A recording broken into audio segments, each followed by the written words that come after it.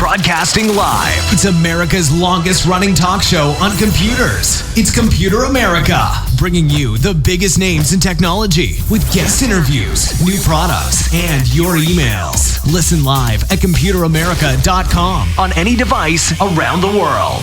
Email the show at live@computeramerica.com or find us on social media. Be sure to check out our website for contests, giveaways, show notes, live video stream, podcasts, and more. You're listening to Computer America.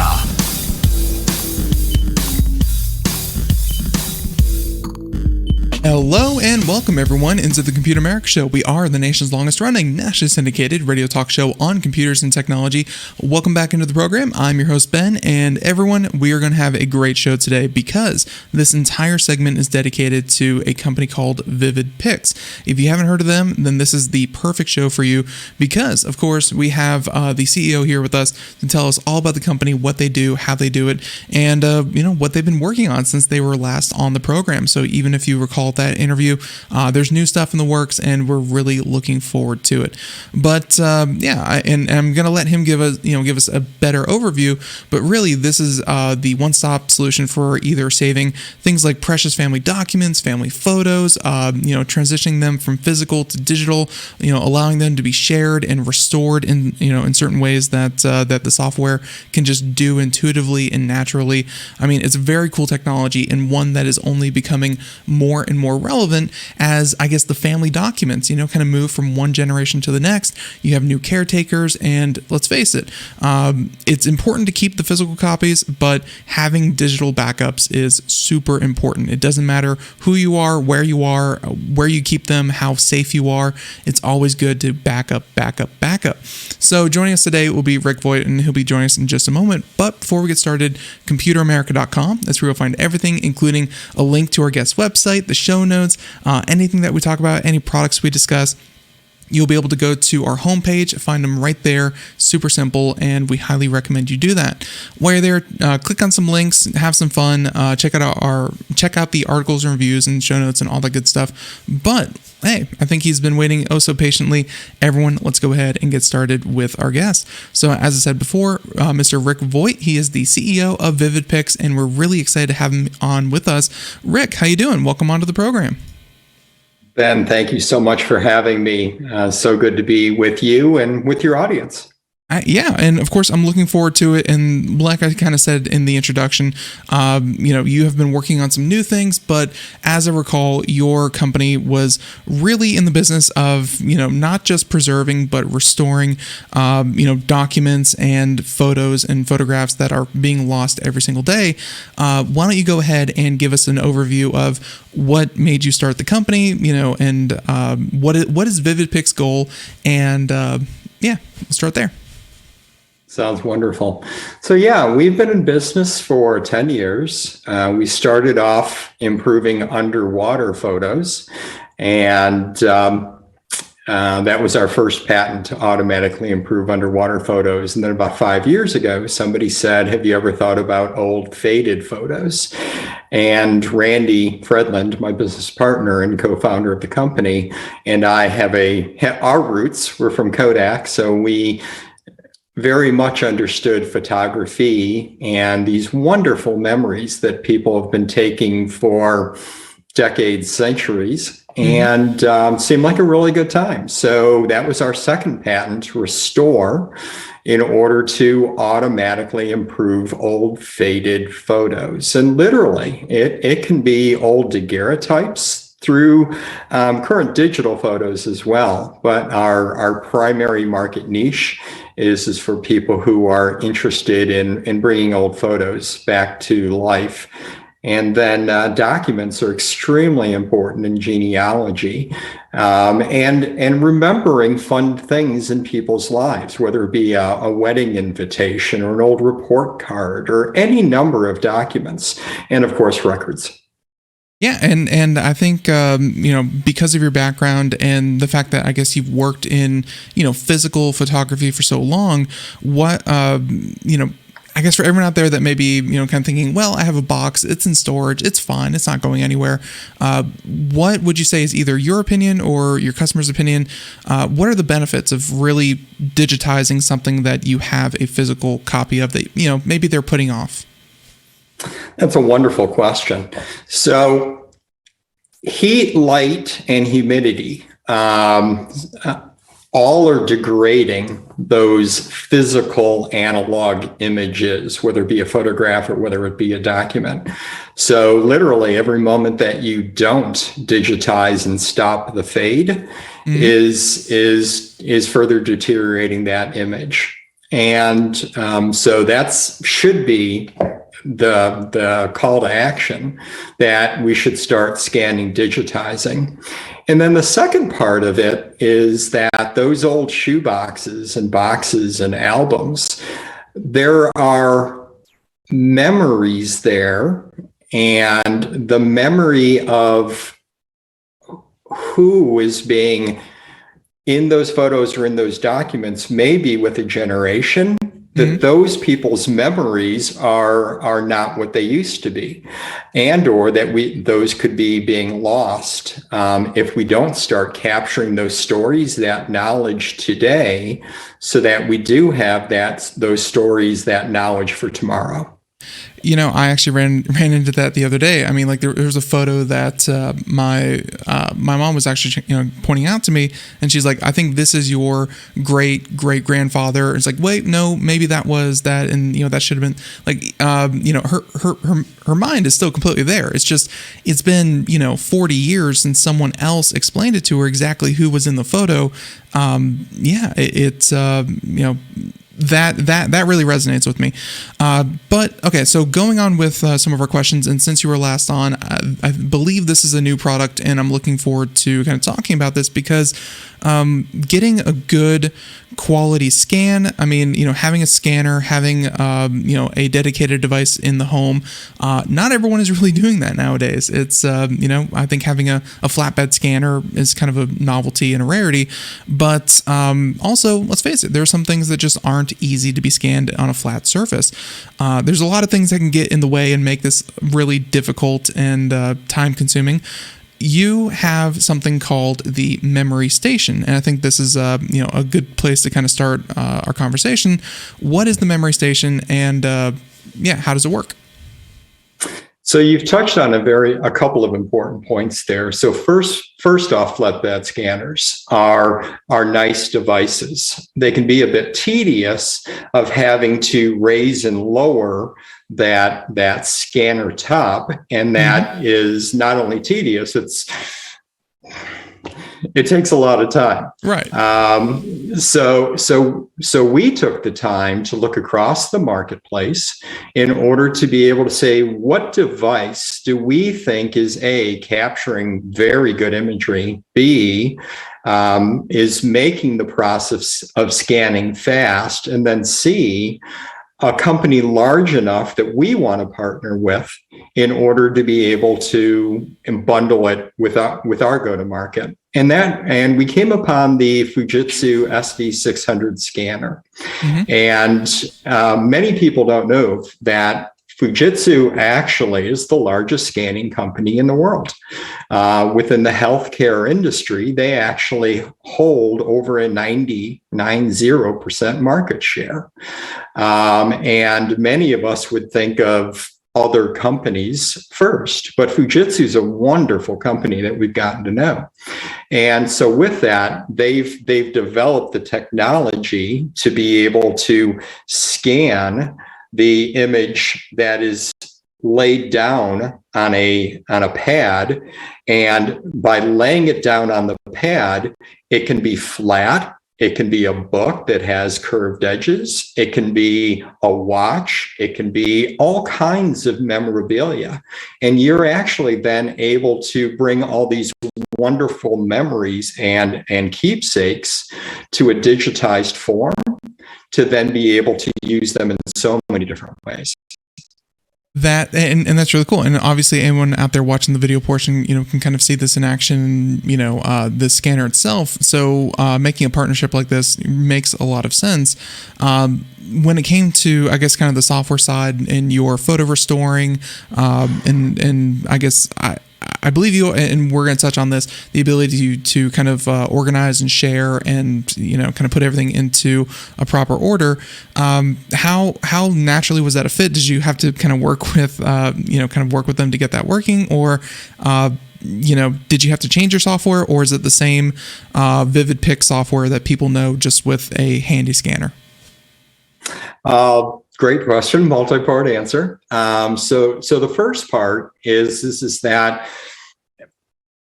we looked at fully integrating the software into the scanner, and that can break a workflow. So what does that mean? Let's say that, as the video is showing, you lay down up to 10 images on that pad, and the scanner then is digitizing each of those images individually, creating those into individual 600 DPI JPEG images. And then you're able to, if you wish, name each one of those images. They are progressively 0, 1, 2, 3, 4, 5. They're progressively numbered so that you don't lose the individual one. But then 2 is that if you do want to name some of them in the workflow, you can. Then next, what you're able to do is you're able to bring it into restore. And then restore, we also have an organization path that if in fact you wanted to fine tune and bucket different images into different folders, restore provides that. And then the third part is that with a relationship we have of integration with a company called File Shadow. And File Shadow allows us to, in 2 directions, store, organize, and improve. So if in fact you wish to be able to A, scan, B, fix, it's sitting on your desktop, I'm good. But I also want to have an automatic cloud backup. File Shadow provides that to us. So literally you're able to have those images sucked up into the cloud. You're able to create object recognition. So it actually identifies the types of objects that are within that image and tag what's inside those images. So it is a multi-part answer that is, 1, if you just want to scan, you want to scan, you want to fix, and you want to store on your local computer, it's just that easy, and it's literally 2 clicks.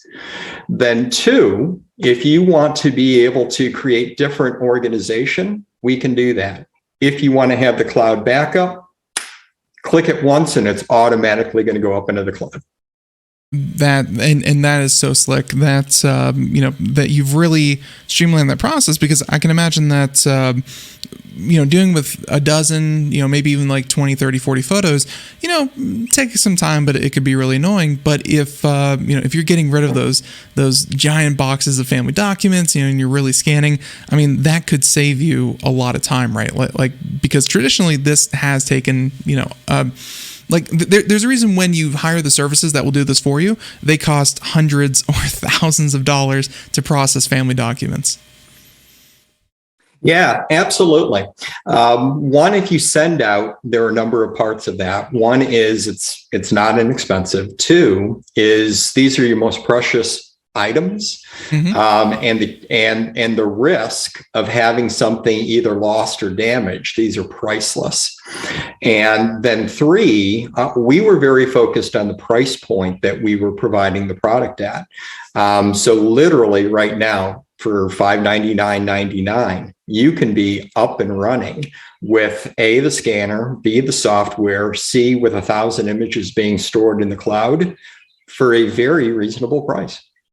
Yeah, and that, and of course, the scanner itself would have further applications even after you're done. I mean, it's still a really, really high quality scanner. That sounds like something that if someone was, processing a lot, you could definitely make the argument for time and that whole thing. Real quick, and this is just for kind of me. You mentioned that these are people's precious heirlooms, and they want to make sure that they capture this right. Is there an option in the software to keep an original? Because I know that you can fix it and you can color correct and gamma correct and all that kind of thing, but can you also fix it but also keep an original picture uncorrected? So that is a primary feature of Vivid-Pix. You never want to lose that original image. So we automatically create a second image that is the fixed image. Oh, nice. And you're able to, and you're able to output that fixed image as either a JPEG or a TIFF. So if I geek out on you a second on the software, okay. So what we actually do is you start off with the image and it's a JPEG. And you can either be bringing it in from something that you have had before or the scan that we are bringing in here. We up-res everything to a 24-bit image file, which is extremely high bit rate. And then B, we also are creating a TIFF of that image, which is a lossless base of an image file. And then with that, lossless versus a JPEG is a compressed file, you're able to take that image, fix it, and then output the lossless full resolution TIFF and save it. And then also take the JPEG that is a compressed image. That's what JPEGs are. Mm-hmm. And then you're able to do more with it. And whether it be for print or any number of things. Very, very cool. Yeah. And of course, having that lossless means that if you want to touch it up further later, you can always work with it as well. So there's that. And by the way, on your website, of course, you have demonstration on how to use the product. You have, kind of all that information there. You also have a lot of information on how to be, I guess, your family's, maybe genealogist or someone who curates all this information. Tell us about why you decided to include so much information about, telling your story, telling your family's story. Go ahead. Yeah. So many people desire to get their story and or someone that they love story captured, but they don't know how to do that. So we're very fortunate to have a number of good friends that know how to teach and educate and instruct them, other people to do that. So we have amassed in the education tab on our website, literally anything from how do you scan to how do you photo organize to how do you engage various people in telling their oral history, or like you were describing with your mom. So how would I engage the conversation and make it be a very comfortable conversation, as opposed to, yes, no, open-ended, right, but not really conversational conversation. So yeah, we thought that was important. Yeah, and just from your experience, hearing some of these stories and hearing, from your customers, how it seems a little different to me, because I think of, when preserving something, I think like historical associations, I think like museums, it's very clinical, it's very clean. But you mentioned there a couple times, start the conversation, make it comfortable. How important is it, for your customers that maybe some of the things they save are personalized? They're from people, they're from actual people and not just information from a book. Yeah, multi-part. So in the press release that we put out this week, as an example, Allen County Public Library in Fort Wayne, Indiana, houses the largest genealogy center in a public library in America. They also happen to have the largest Abraham Lincoln collection in the world. And So on a research side of things, they can help people bring out all those stories. But as I've gotten to know the community well, it's how do you extract the stories from people, A, with the research, but then B, have the nuggets, i.e., and that's the richness of the difference between genealogy, i.e., records, and family history, and really knowing the people that created who you are today. And sometimes conversation subjects can become uncomfortable. So those uncomfortable conversations oftentimes are the spice of life. And how do you cover those in a nice way? And that's exactly the type of things we teach. Perfect. Yeah, and I think you're absolutely right. I mean, some of the it was a lovely Tuesday morning doesn't exactly change family history or, kind of make a fun event. It usually is something of, maybe a more controversial topic. So that's definitely good there. Now, one of the, over in the education part of it, and we have a question about this, is about the reminisce and how reminiscence therapy, photo reminiscence therapy, can help those with dementia and their caregivers. Could you tell us a little more about this? Because this seems like a bit more of a, let's face it, there's an abstract. This seems like a clinical study. What is this? It actually was a study. So it's a multi-part. So one, my mother has cognitive decline. I'm very fortunate that I'm still able to speak with her, but those conversations are not as rich as they used to be. And so I think there's a personal side of that. And then Randy, FYI, both of his parents passed away with Alzheimer's. So I was able to meet, I have to run and get a battery cord. I am so sorry. Oh, sure. So everyone, we're gonna let we're gonna let Rick go off and get that.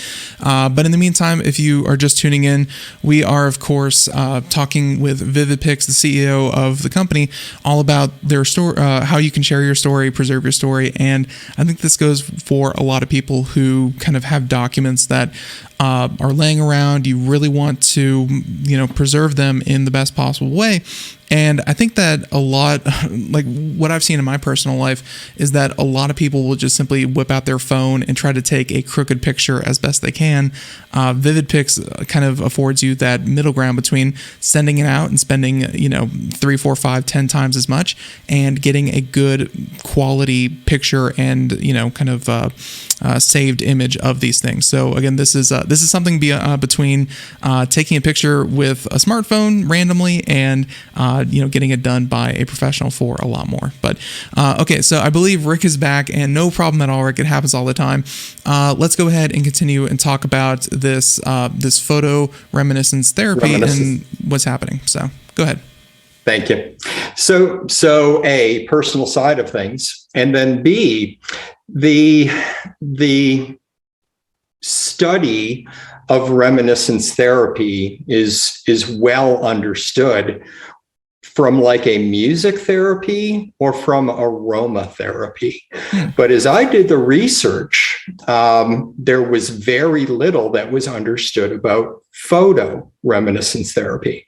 And I'm a photo guy. I've been in the photo business for 37 years. Right. And so when I couldn't find the research that I wanted to have on how to do this, I set out to do it. And so what we did, so A, personal, and B, there was a need, and C, my Northern Star is to try to find ways to do well doing good. And this was an important thing that we could really help people with. So we ended up doing a 15-week project, 37 participants, i.e. residents, that was broken up into 3 5-week segments on photo reminiscence. And we started off with abstract images. Then we went to images that were of landmarks or people or pets, but they were not your personal photos.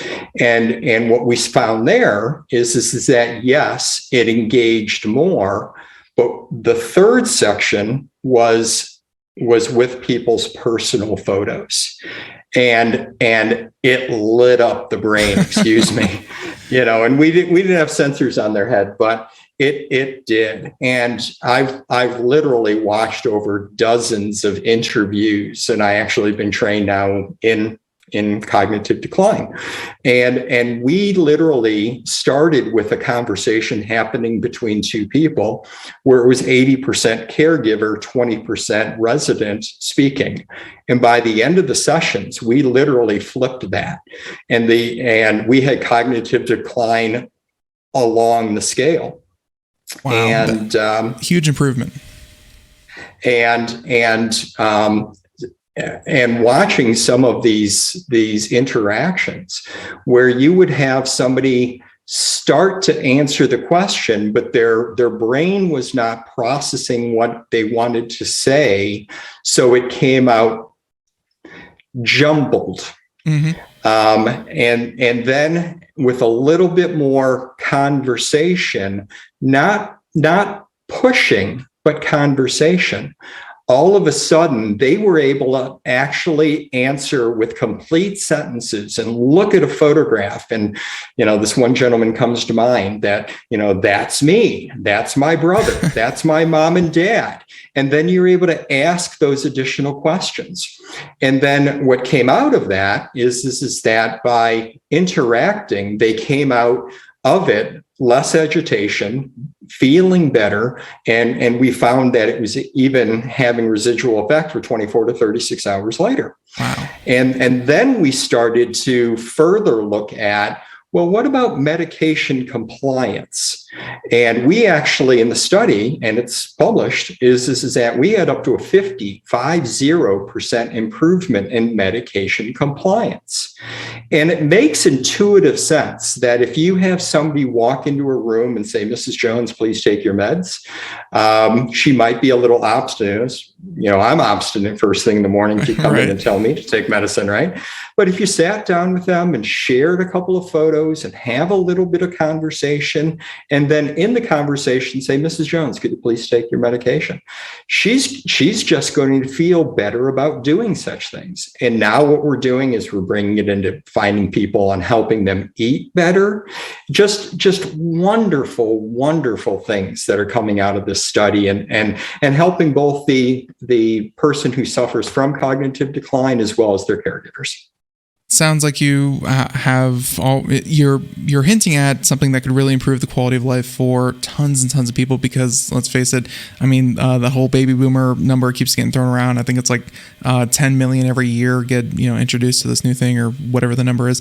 The point is, there's a lot of people that are going to need better care in the future and now. And it sounds like you've really touched on something to use your platform to facilitate the research, and that's very, very cool. So all of this combined, you have the platform, you have the software. Being able to sit down with people and share the photos and share this is one thing. Talk about how else you like to share, because obviously people are connecting on social media. A lot of people are disconnecting off social media as well. If people want to share these memories either with, let's say I scanned all my photos and I want to give a copy to my brother, does he have to get the software too? How do you share these things? So a number of different ways. So the first way is electronically, right? That's really easy. And that's one of the things that File Shadow offers is that if you upload your images into the File Shadow, you're able to share where that's being stored so that folks then are able to view the photos just with the link. Two is, because you now have an improved image, they can also be printed. And so we have launched Vivid-Pix prints. So Vivid-Pix-Prints, vividpixprints.com. Mm-hmm. And that allows people to be able to create photo books and be able to create collage walls and individual photos and all kinds of different things. And so that printed form is quite nice. And then C, so my last job when I was with Kodak was actually vice president, national sales manager for any printed picture in America.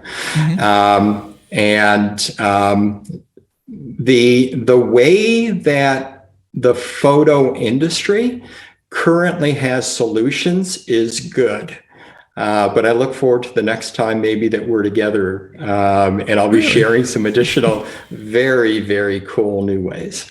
That's mysterious, and yeah, we'll definitely get you back on, whenever you announce that. But that very, like, I would say ominous, but ominous has like a negative, exciting,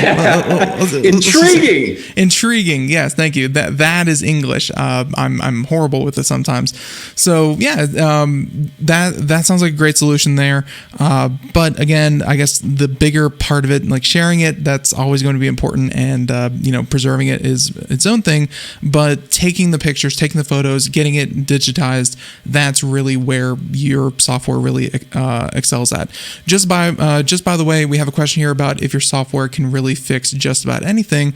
I think that's also one last thing I kind of want to pick up on, because, first of all, I grew up in Florida, so I saw plenty of my share of underwater pics. I love your origin story, but yeah, there's a difference between underwater picture that's a fish, and there's, we saw a canary ladies that were, standing there in vintage clothing, old time, faded, that kind of thing.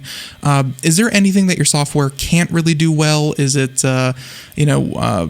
is there anything that, kind of it fixes better than other things? What would you say your software excels at, or does not do well at? So I answer the first part, which is what can we fix? So we literally can fix virtually any image file. So JPEG, TIFF, PNG, BMP, RAW, DNG, all of that we're able to A, view and apply our algorithms. B, the algorithms are set up in order to be able to adjust for current photos as well as really old photos, as well as the documents, with algorithms specifically designed, but only taking, 4 algorithms to cover the spectrum from daguerreotypes through current. Nice. And then what don't we do? We currently do not improve PDF files that some people would like to be able to do. And PDF, if you think about a PDF, it oftentimes will have, say, text and imagery, and it's not really, or just text, but it's not an image file. So we currently do not process PDF files. Right. Yeah. PDF is definitely a weird middle ground where it's supposed to look the same on every monitor, on every software. It's whatever the PDF is, that's what everyone who opens that file will be able to see. But I heard a joke the other day where it's like, sending a PDF, easiest thing in the world. Editing a PDF, no one can do it. It is virtually impossible. So that sounds like that joke holds true. But there you go. But you do fix a lot, and I think for the use case, you have really rounded this product out very nicely. Just real quick, who was Uncle George, and why do we need to find out what happened to him? So Uncle George was a bunch of fun. So we were part of a conference over in the UK. And I wanted to create something that was fun and entertaining in order to teach people how to use our software. So Uncle George was a bit rogue. He is a fictional character, and he immigrated to the UK over to the United States. You'll have to go through the process to find out about a couple of crimes and misdemeanors. But what's fun about it is that you're revealing clues when you restore photos and documents in order to play the game, solve the mystery, and find out what happened to great Uncle George. That is a really fun idea. Yeah, and I'm sure that was a big hit. And of course, anyone out there can go out there and play it themselves right here as well using the free software. So I'll let you go ahead and Rick kind of have the last word here. If people want to find out more and if they want to, obviously free trials and things like that, where can they go? Where's the best place to get more information? So I of course want to share where to go. If I can compel your listeners, these are important memories to yourself and to your family members.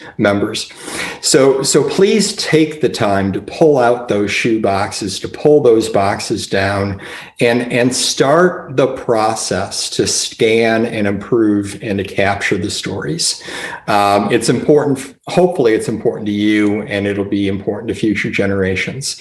Please go out to our website. So it's Vivid, V as in Victor, I, V as in Victor, ID, -Pix, P as in Paul, IX.com. There are lots of resources here. Ben mentioned that he's from Florida. Many people are from Missouri, whether physically or emotionally. So we do offer a 10 free fix trial, no credit card required. And download our software. It's full version. Just play and you can fix 10 images, and then see if you decide to purchase. It's $50. You're able to put it on 2 computers. You're able to run it on Mac or Windows. Currently, during the month of March, there's a large family history event going on right now called Roots Tech. So at the top of our website, we have a 20% off running all month long, so only $39.99. And then the Memory Station is one of our solutions, and it is literally so easy to press one button on the scanner and press one button in the software, and you're making all these memories come back to life. Perfect. I think you encapsulated just about everything that we talked about there, and everyone, we're gonna have a link to that in the show notes over at our website at computeramerica.com. So Rick, unless there's anything else, I think that was a great overview of everything that you've been up to with Vivid-Pix. I mean, you've been keeping busy. I see the pandemic has not slowed you down that much. Absolutely not. Well, thank you for having me on, Ben. It's always a pleasure, and audience, thank you for your time today. Absolutely. Thank you so much. So the music means that we're going to wrap it up here. Everyone, once again, we've been talking to, of course, Mr. Rick Voight, CEO of Vivid-Pix. If you want to find out more, again, computeramerica.com. Until next time, have a great day. Thank you so much. We'll catch you here next time at Computer America. Everyone, have a good one. Bye-bye.